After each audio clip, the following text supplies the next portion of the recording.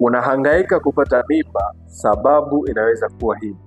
Fibroids zinaweza kuziba mirija ya uzazi, hasa zile fibroids ambazo zinakuwa karibu na mirija ya uzazi, napelekea mirija kuziba, ambapo yai la mwanamke linashindwa kukutana na mbegu ya mwanaume, ambapo fertilization haiwezi kufanyika. Na inawezekana kabisa mwanamke mayai yako yako vizuri, yanatavusha vizuri, lakini kwa sababu hii fertilization inashindwa kufanyika na wewe mwanamke unashindwa kubeba ujauzito.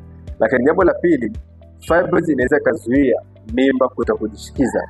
Fertilization inaweza ikafanyika, lakini kwa sababu ya mji wa mimba tayari umeshakaliwa na kitu kingine, mimba ile ama ujauzito ule unashindwa kujishikiza, mwanamke unashindwa kubeba ujauzito.